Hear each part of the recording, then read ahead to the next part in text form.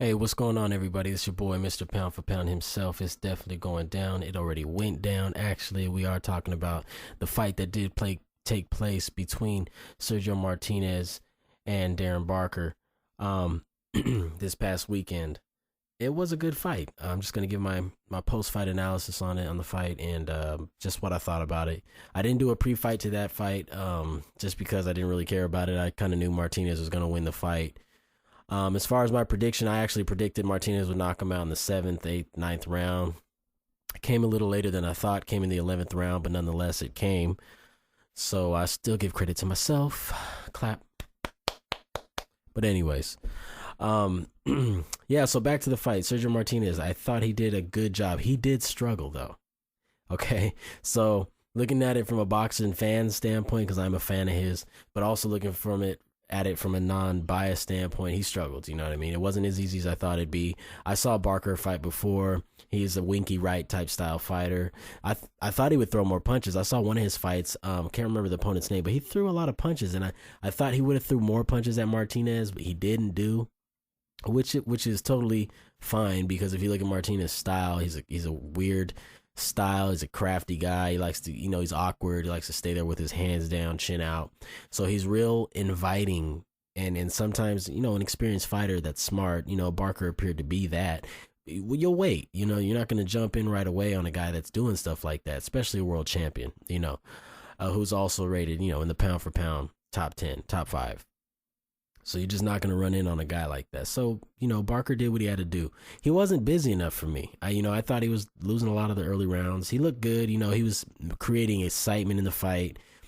Nothing really too, telling to really change the pace of the fight. I mean, he landed a couple good left hooks on Martinez, which caught him when Martinez was trying to get off with his punches, and Barker used some good counter punching. But it was just not enough. You know what I mean? It was just not enough, and Martinez eventually broke him down. I personally thought Sergio should have went to the body more earlier. Cause he did start going to the body, was late, midway through the fight and later down the fight.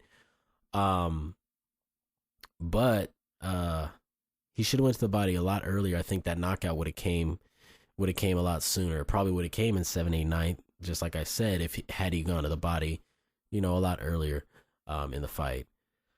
But like I said, nevertheless, Barker landed some good punches. I mean, he broke Martinez's nose to what has appeared. It appeared to look like he broke his nose. He had a bloody nose, and it was, I would say, due to those counter punches. His counter punches was pretty sharp, but like I said, not enough of it.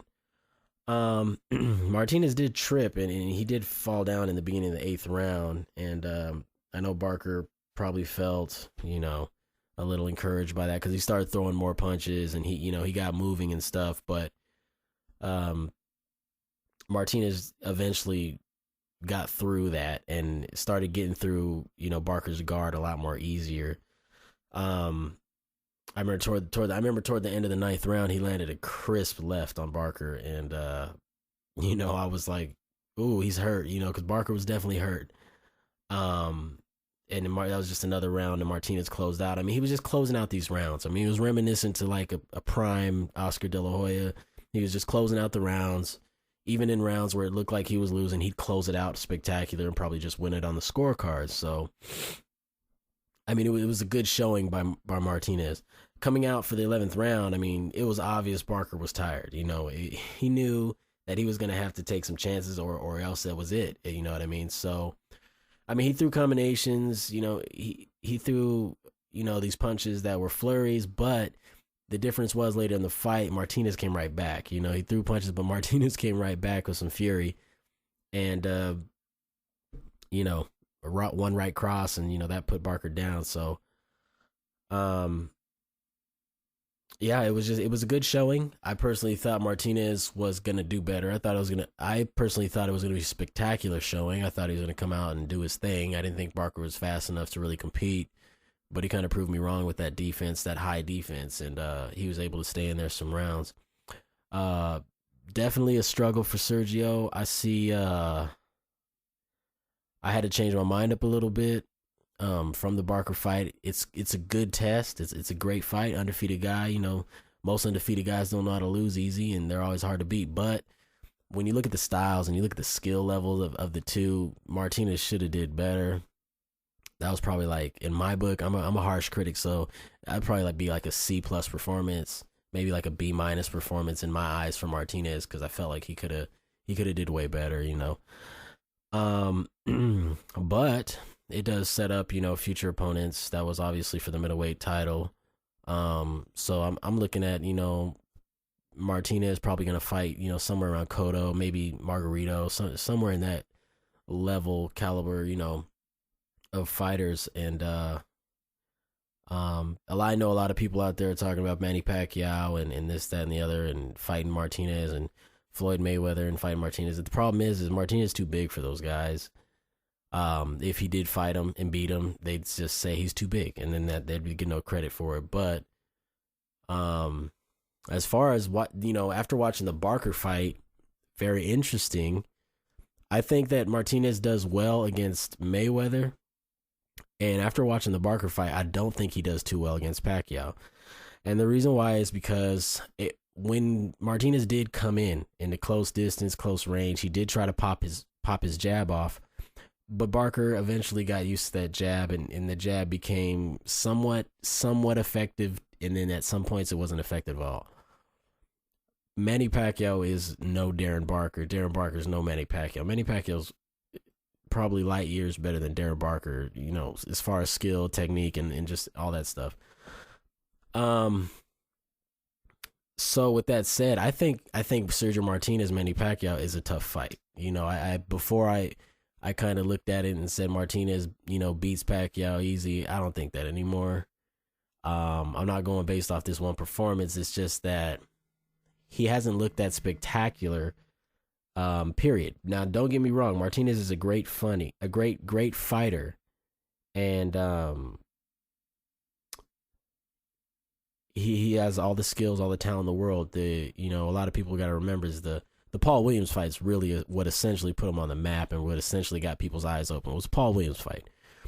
Prior to that, he was just a good fighter. You know, now he's a superstar fighter based on his performances. But when you look at a Manny Pacquiao, or you know, I'm not going to mention Floyd Mayweather right now, because this is a different topic of what I'm trying to really say is that when you mention someone like a Manny Pacquiao, it's the spectacular victories that Pacquiao got, you know, that made Pacquiao, and is what makes Sergio Martinez. I mean, the spectacular victories like fighting a Ricky Hatton and just blowing him out in 2 rounds, or, you know, fighting these other fighters and making it not even close, you know what I mean, just blowing them out. That's what I expected from Sergio Martinez against Barker, and that didn't really happen. It was a struggle. It was a hard fought struggle, and then he got the knockout.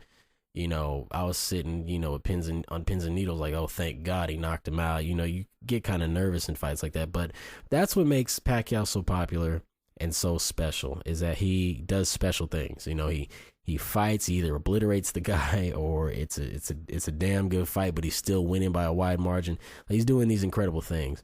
And Martinez doesn't really have that star power yet, not in my eyes at least. But he's a great fighter, definitely in probably my top 3 to 4 pound for pound right now.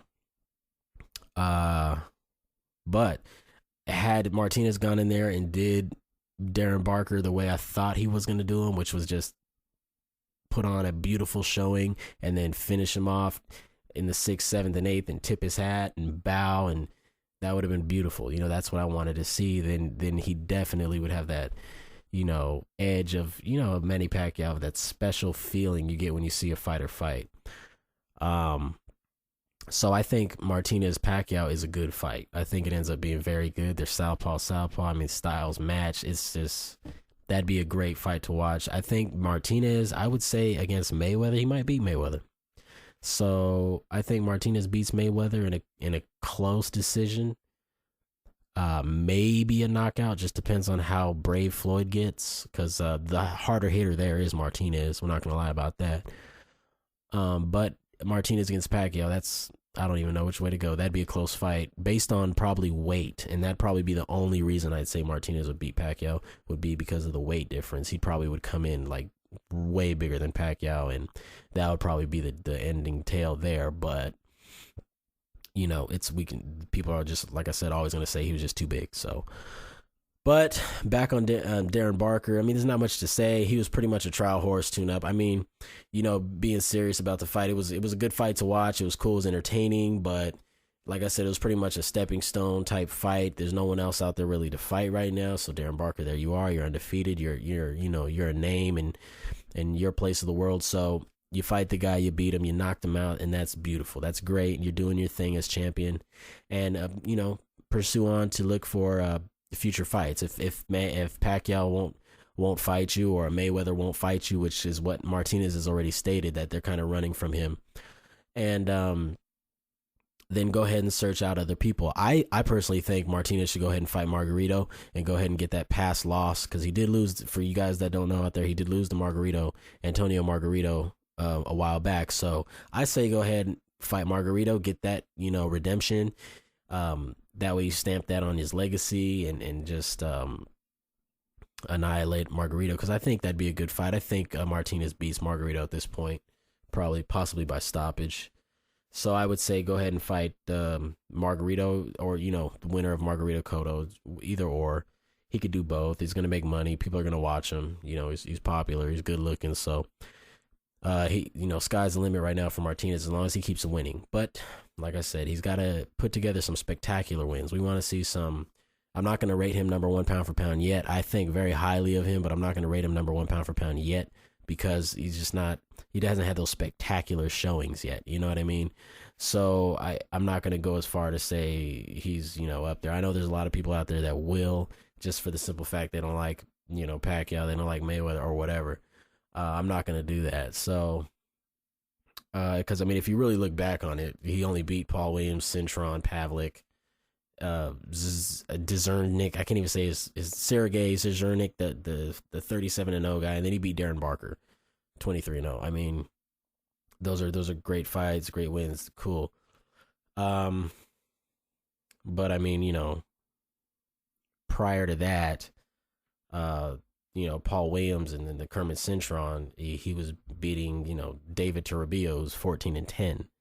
And this is not far from the Paul Williams fight, what I'm saying? And he fought Russell Jordan, who's 14-4. He fought Pavel Florin-Madeleine, who's 3-34 losses. I mean, so he hasn't had like a string of big names to really give him a pound for pound status, but his win over Cintron, Paul Williams, Kelly Pavlik, and Dzernik, and now Barker, that's starting to build some momentum. So I say keep doing your thing, Martinez. Keep going. You're great. You're one of my favorite fighters right now. And I really hope to get you some. I really hope to see you get some big names and some big opportunities, because I think he will shine. And maybe fight a Shane Mosley. Shoot, Shane Mosley will fight anybody, you know what I mean, at this point. So, and Shane's pretty much shot, so I mean that'd be a good victory. That'd be a big name. But other than that, it was a great fight. Martinez did his thing, showed skill, showed power, and I think we will see him pretty soon against probably another good fighter, maybe another contender. And before we see him in the ring with a Pacquiao, or before we see him in the ring with a Mayweather.